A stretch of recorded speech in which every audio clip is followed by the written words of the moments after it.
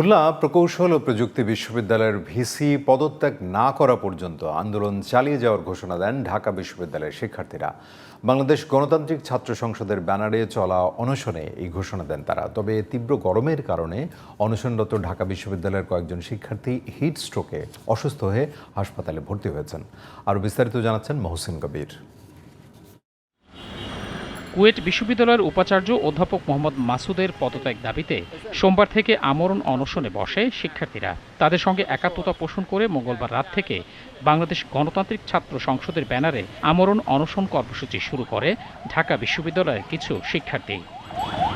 তীব্র রোদের তাপে হিট স্ট্রোকে আক্রান্ত হয়ে পড়েন কয়েকজন শিক্ষার্থী। তাদেরকে হাসপাতালে নেওয়া হয়। যে ছাত্রদের রক্ত এই সরকারের লেজিটিমেসি, সেই ছাত্রদের রক্ত, সেই ছাত্রদের ঘাম এই সরকারের কাছে কোনো মূল্য রাখে না।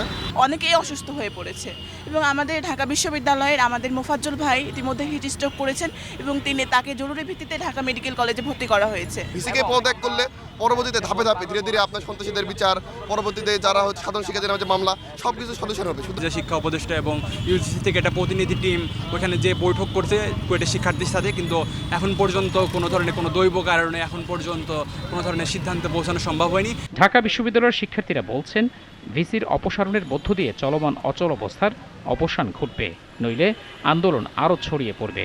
নির্লজ্জ ভিসি ডক্টর মাসুদ তিনি সিন্ডিকেট মিটিং ডেকে একটু এই ঘোষণা দিয়েছেন তিনি পদত্যাগ করবেন না। আমরা এই ঘোষণার তীব্র নিন্দা এবং প্রতিবাদ জানাচ্ছি। শিক্ষা উপদেষ্টা সকালে গিয়ে ভিসির পদত্যাগের কোনো কথাবার্তা না বলে বরং ছাত্রদেরকে অনশন ভাঙার অনুরোধ করে কোনো রকমের কার্যকরী পদক্ষেপ না নিয়ে আবার ঢাকায় ফিরে এসেছেন। প্রত্যেকের শারীরিক অবস্থা ধীরে ধীরে অবনতি হচ্ছে, তবে আমরা যতক্ষণ অবধি পারি আমাদের শরীরে থাকে আমরা ততক্ষণ অবধি এই আমরণ অনশন কর্মসূচি চালিয়ে যাব। ছাত্র রাজনীতি বন্ধের দাবিকে কেন্দ্র করে গত 18 ফেব্রুয়ারি কুয়েট ক্যাম্পাসে ছাত্রদল ও বৈষম্য বিরোধী ছাত্র আন্দোলনের সমর্থকদের মধ্যে দফায় দফায় সংঘর্ষ হলে অর্ধশতাধিক শিক্ষার্থী আহত হন। এই ঘটনায় শিক্ষার্থীদের বিরুদ্ধে মামলাও হয়েছে।